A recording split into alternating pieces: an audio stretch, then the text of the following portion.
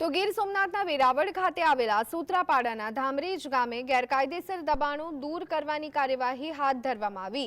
Road પર રહેલા ગેરકાયદેસર મકાનોના વાડાઓ, દુકાનોના છાપરાઓ સહિત તમામ વસ્તુઓ પર તંત્રનું બુલડોઝર ફર્યું હતું।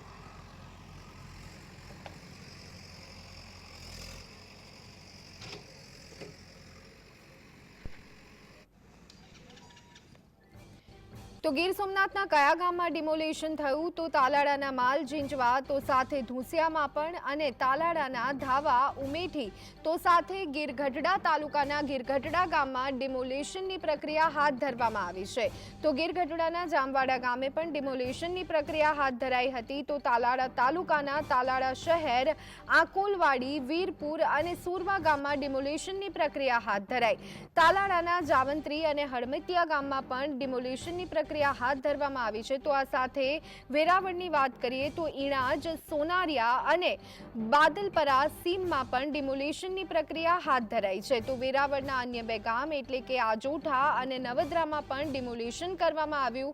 તો આ સાથે જ પ્રાચી તીર્થ, ભીડિયામાં પણ ડિમોલેશનની પ્રક્રિયા હાથ ધરાઈ। વેરાવળના કિંદરવા, લુંભા, ગોવિંદપરા, સીમાર અને સૂત્રાપાડા તાલુકાના સૂત્રાપાડા ગામમાં પણ ડિમોલેશનની પ્રક્રિયા હાથ ધરાઈ છે।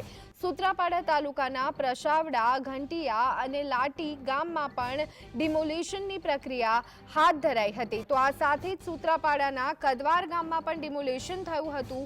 તો વેરાવળ તાલુકાના ધામરેજ ગામમાં પણ ડિમોલેશનની પ્રક્રિયા હાથ ધરાઈ। ઉના તાલુકાના ઉના શહેરમાં ડિમોલેશનની કામગીરી કરવામાં આવી હતી।